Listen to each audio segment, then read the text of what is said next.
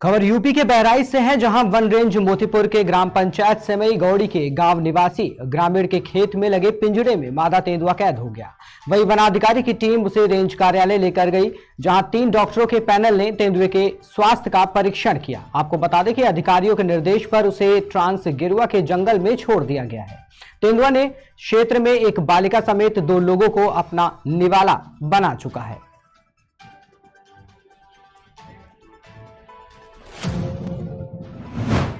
खबर प्रयागराज से है, जहां जनपद के सरायम रेंज थाना में होली के जश्न मनाने के दौरान एक महिला के साथ एसएचओ सहित पुलिसकर्मियों का अर्धनग्न फोटो वायरल हो रहा है। वहीं एक महिला के साथ थाने के कर्मचारियों का फोटो वायरल होने की वजह से लोग तरह तरह की बातें कर रहे हैं। होली के जश्न में एसएचओ और थाने में मौजूद पुलिसकर्मी इस कदर डूब जाते हैं कि अपनी ड्यूटी की गरिमा को भी भूल जाते हैं।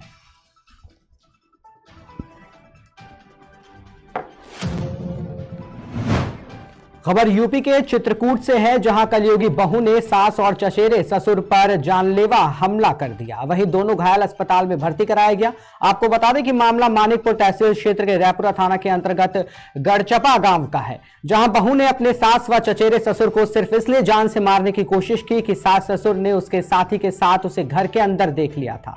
60 वर्षीय पीड़ित ने बताया कि उसके भाई की जो हत्या है वो की गई।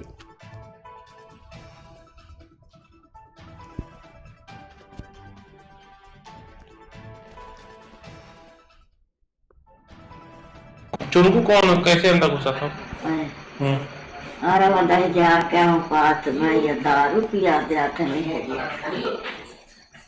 किसको? बहू को पिला देता है? बिटिया गुड़चौड़ी पीती है। किसकी बिटिया पीती है?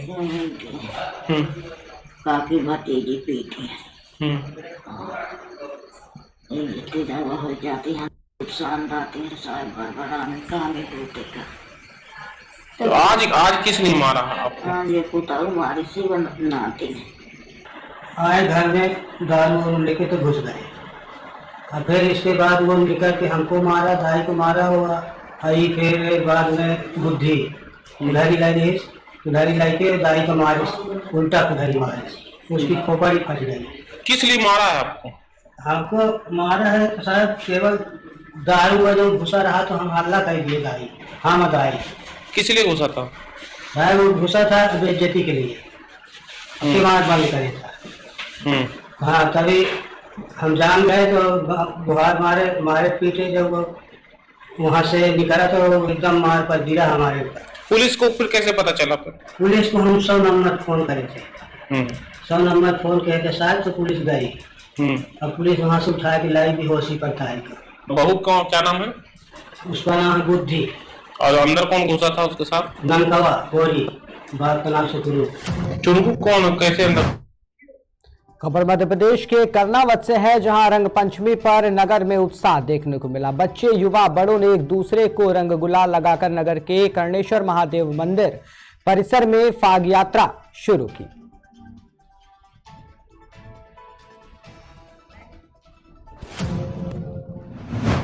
खबर यूपी के रायबरेली से है, जहां सूबे की सख्त सरकार के रवैये के बावजूद भी भूमाफियाओं पर शिकंजा नहीं कस पा रही है। आपको बता दें कि ताजा मामला रायबरेली का है, जहां एसजेएस पब्लिक स्कूल के मालिक रमेश बहादुर ने संस्कृत बेली पाठशाला की जमीन से लेकर तालाब तक की जमीन पर कब्जे को लेकर एक निजी होटल में प्रेस वार्ता की है।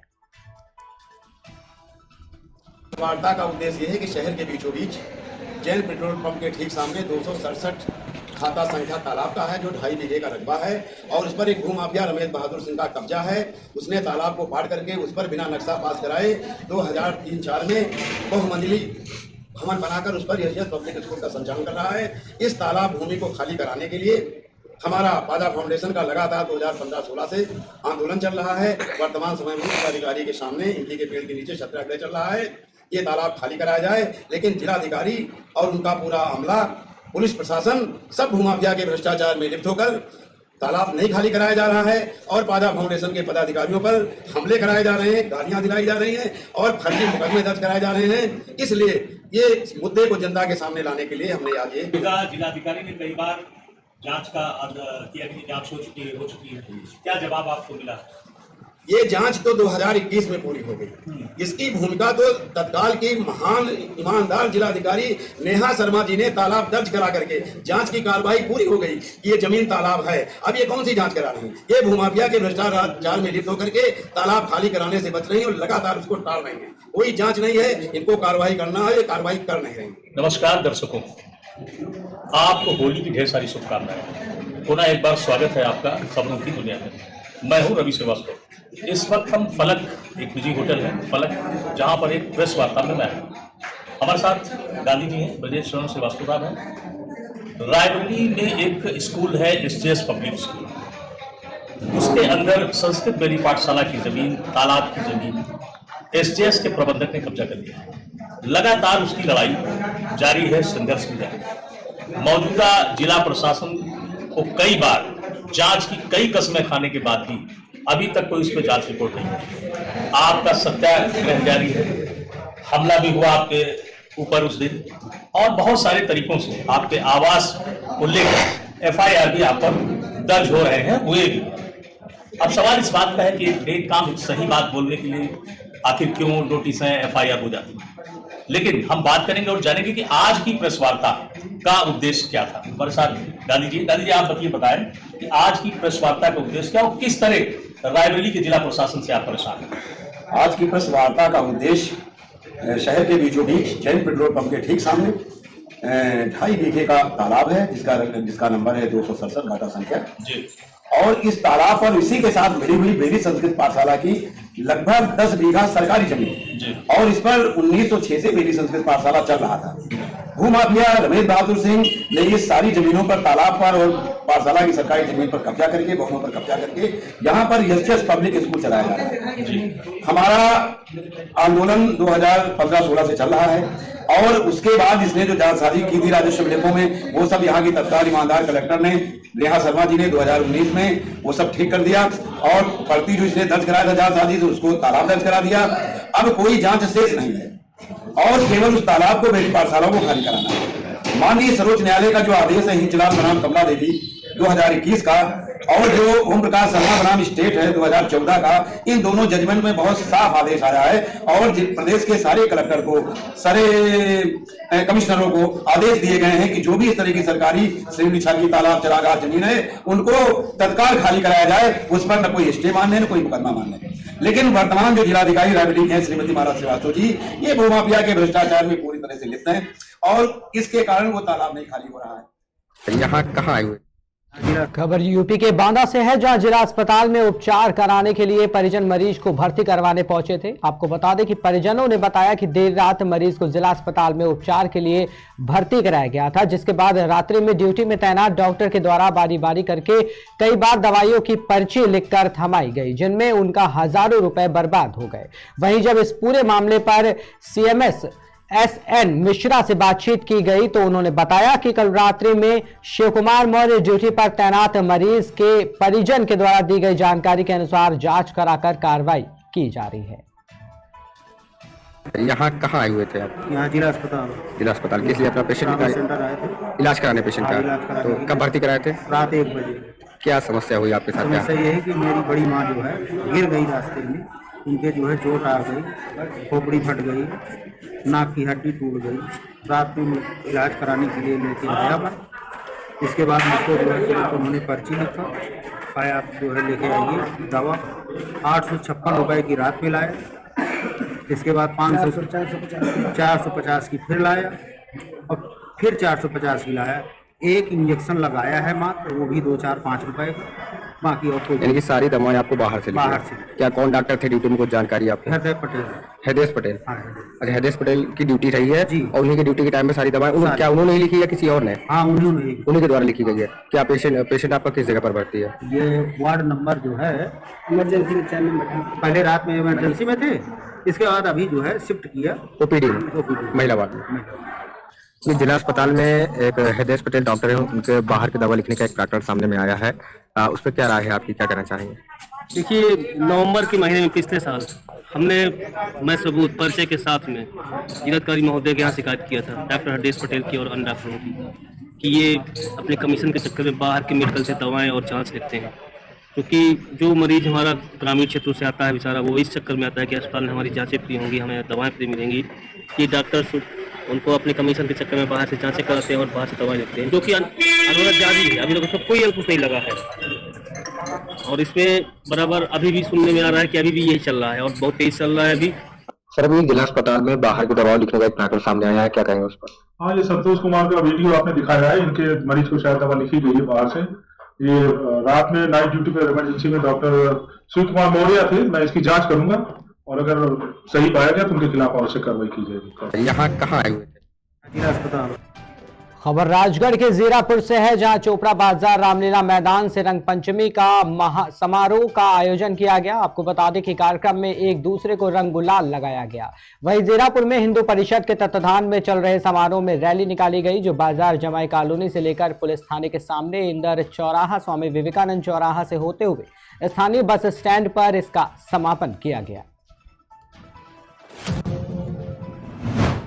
खबर मंडला से है, जहां जिला के विकास खंड घुघरी के ग्राम पंचायत जुनवानी के ग्राम धनगांव की एक झिरिया में एक महिला और पुलिस की लाश मिलने से क्षेत्र में सनसनी फैल गई। इसकी जानकारी प्रत्यक्षदर्शियों ने घुघरी पुलिस को दी। सूचना पर घुघरी पुलिस मौके पर पहुंची और घटनास्थल में मिले पुरुष महिला की पहचान ग्राम के ही पति पत्नी के रूप में की गई है।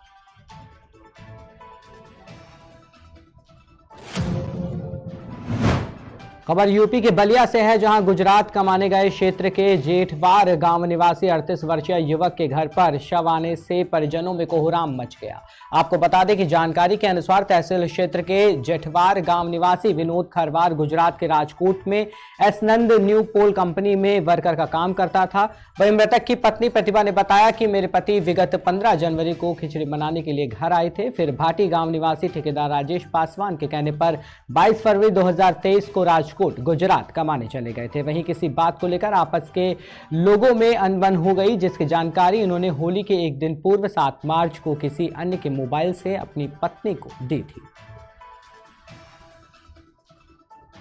गए नहीं गए तो बिना सोए हुए में कैसे पता रहेगा कि पहन के जाए। 1 बजे रात में वाइफ से बात हुई है। 1 बजे रात में 1 बजे रात में हाँ 7 तारीख को 1 बजे रात में बात हुई है और 8 तारीख को सुबह में हम लोग फोन लगाए तो नहीं लगाए। हम लोग सुबह के 8 बजे 10 बजे से उन लोग को फोन कर रहे हैं हर एक नंबर से।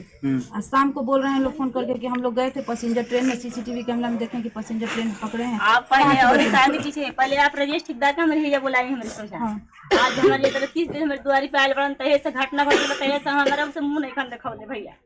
आज हमके ये इंसाफ के बाद असली भाई लोग को जाता है ये इंसाफ चाहिए, हम कहीं कुछ ना चाहे हमारे साथ गुजार दियो हम यही जो बोल रहे थे आप बुलाए उनके हम कुछ नहीं जानते, हमके इंसाफ दे दी कि वहाँ का लोग इसमें मिले हुए पुलिस भी हमारी मदद नहीं करी, वो प्रूफ नहीं दे रही कि उन लोग को पकड़ा गया है। सुनिए आप ठेकेदार से कहने की कार्रवाई को दी अतना ट्रेन देख साबरमती जाती है 3 दिन लोग को घुरा दिए हम छनोले बनी एक कैसे डिब्बा बलिया में सुन जाए फिर जब रात बनी कि आप 9 तारीख के कि 10 तारीख के छनोले बनी उसके बाद फिर कॉले बनी रजे ठेकेदार से कि भैया चली कोनो कार्रवाई करे पकड़ी थाना पर तो कहता कि नहीं हमार सीओ कहता कि 10 दिन के बाद दिखाई कौन सीओ बाहर कब बुलाई आप।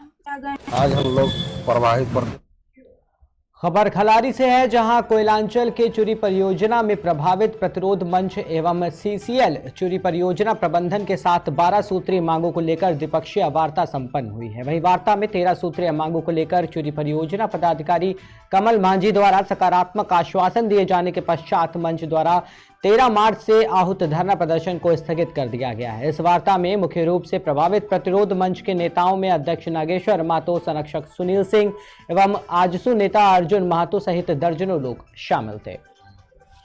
आज हम लोग प्रभावित प्रतिरोध मंच की तरफ से पीओ साहब से वार्ता किए, जिसमें हम लोग को बेरोजगारी से उलझ रहे थे। इसके कारण हम लोग आज वार्ता किए, जो 12 सूत्रीय मांगों की हम लोग को माने हैं।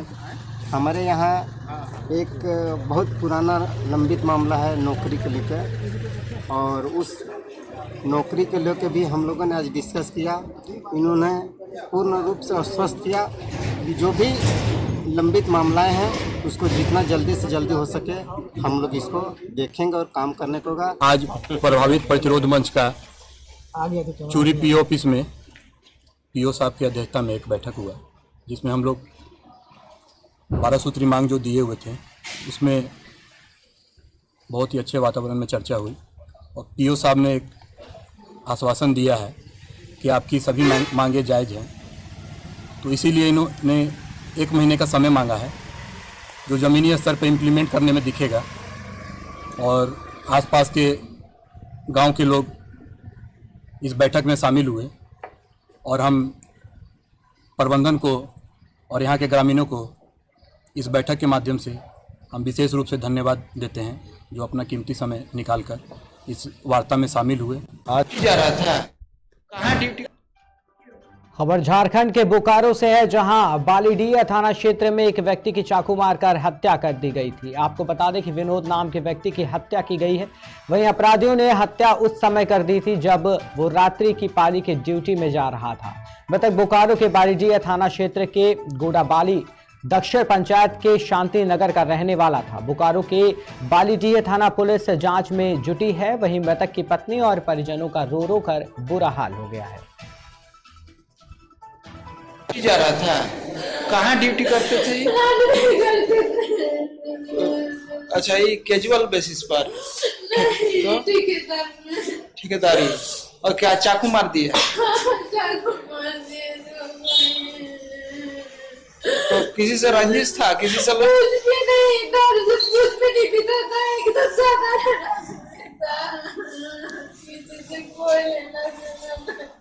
अभी तो सूचना मिली मुझे कि शांति नगर जो बालीडीह थाना क्षेत्र के अंदर पड़ता है, वहाँ पर किसी अज्ञात व्यक्ति द्वारा चाकू मार दिया गया है।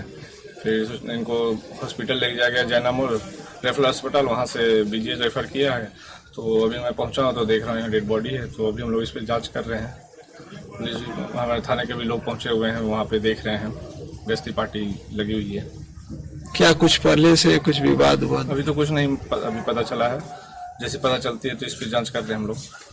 जा रहा था। खबर यूपी के प्रयागराज से है, जहां कोतवाली करेली इलाके में अरमान अपार्टमेंट के मुख्तार अहमद अंसारी के फ्लैट के बालकनी में रखा हुआ सिलेंडर अचानक ब्लास्ट हो गया, जिससे जोरदार धमाका हो गया। ब्लास्ट होने की वजह से अपार्टमेंट में रह रहे मुख्तार अहमद अंसारी के फ्लैट में काफी नुकसान हुआ है। आपको बता दें कि गैस सिलेंडर फटने की खबर से आसपास के रहने वाले लोगों को जैसे ही मिली तो वहां भीड़ एकत्रित हो गई। हम लोगों को 6:30 बजे सूचना मिली कि एक विस्फोट हो गया है और उसी सूचना के आधार पर, इस पते के आधार पर हम लोग आए फायर टेंडर लेके। देखे तो जो बहुत काफ़ी धुआं निकल रहा था और फिर हम लोग जाके देखा गया तो धुआं निकला तो वहाँ गैस सिलेंडर फट गया था।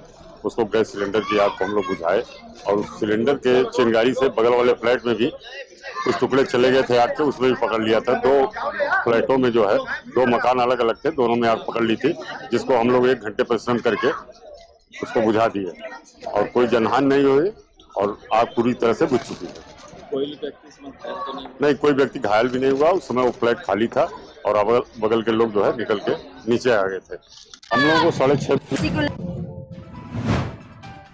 खबर यूपी के देवरिया से है, जहां भाटपार रानी थाना क्षेत्र के टीकमपार भदवार गांव में लगभग 1 दर्जन किन्नरों ने शादी में हुए सट्टे का पूरा रुपया नहीं दिए जाने और पिकअप गाड़ी का शीशा तोड़े जाने के साथ ही अपने साथ मारपीट व बदसलूकी का आरोप लगाते हुए किन्नरों ने वर पक्ष के घर पहुंचकर घंटों हंगामा किया।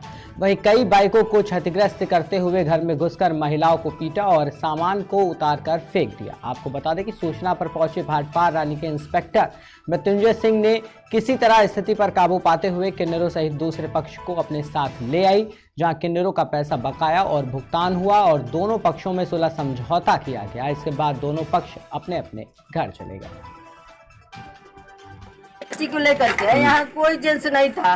डायरेक्ट 2 गाड़ी लुका करके 2 उनके साथ जेंट्स थे भाग गए और डायरेक्ट अपना हथियार वगैरह लेकर के घर में पूरा बाल मारे को इतना मारने लगे कि हम 2 लड़के हमारे यहाँ पीला शर्ट पहनी है, इसकी बहन थी, चारों हम लोग दुल्हा को पकड़े। कौन आया था? 6 लोग आए थे। कहाँ आए थे ये लोग? रात को बारात गया था हमारे भतीजा, वहाँ उनको चोटिया रहे थे, नंगे एकदम कर दिए थे भतीजा को।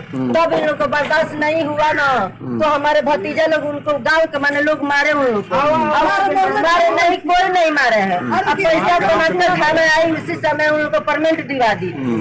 इस समय जब पता किए कि उनके घर कोई नहीं है, तब यहाँ लोग आए। कोई बारात कहाँ गई थी? बतरौली में गई थी। बतरौली में कल गई थी बारात? जी कल गई थी। इन लोगों का साटा का पैसा सब आप लोग देते हैं? परमिट बना के थाना से पता करने पड़ेगा, सब परमिट हो गया है। तो फिर ये शीशा कुछ नुकसान भी किए हैं लोग? बहुत ज्यादा नुकसान क्या किए हैं? 5 बाइक टूटा है, गहना भी उसका ले गया, गाड़ी लेकर भाग गया। ये हुआ यहाँ पे कि कल ये लोग साटा पे बुलाए हैं, ठीक है, जिसका नाम है बलिस्टर।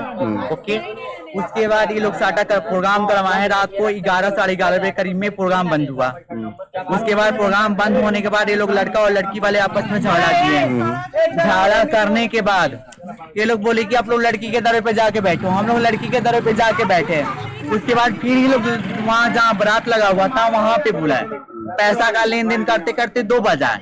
वो लोग बोले कि चलो हम लोग आपको दर पे देंगे। हम लोग आ रहे थे, तब तक रास्ते में ये लोग गाड़ी रोक के और पिकअप का जो आगे का शीशा है वो से तोड़े, जो साइड का है वो से तोड़े। और 7 डांसर थे, 7 डांसर को घिस के लोग लगे मारने। इसलिए कि हम तुम्हारे साथ जबरदस्ती करेंगे, हम तुम्हारे साथ देंगे। इसके वजह से ये लोग किए हैं। ये लोग मेरी बात सुनिए, ये लोग पहले रात को बोले कि आप सुबह में घर पे आना, हम आपको जो गाड़ी का शीशा होता है, मतलब चोट लगा है उसका खर्चा हम देंगे। हम लोग ये लेने के लिए आए। जब लेने के लिए हम इनके दर पे आए तो दूल्हा था, जो उनकी घर की औरतें, वो दरवाजा बंद कर बोली भागो भागो यहाँ से, भागो भागो। एक बार बताओ, जब आप गाड़ी का खर्चा देने के लिए बुलाए हो, मारे भी हो, उसके बाद आप बोल रहे हो दर से भागो भागो। पहले से लोग सामान छीट के रखे हुए थे और हम लोग को उल्टा में बोल रहे हैं। आप लोगों का साटा था यहाँ? हाँ, यहाँ पे हम लोग का साटा था। हम लोग साटे में आए थे। कितने में साटा था? साटा कितने में था? 35,000 में। साटा कितने में था सोनाली? 35,000 में। 35,000 में साटा था। साटा का ये लोग पैसा दे दिए हैं रात को, ठीक है। इसी को लेकर के यहाँ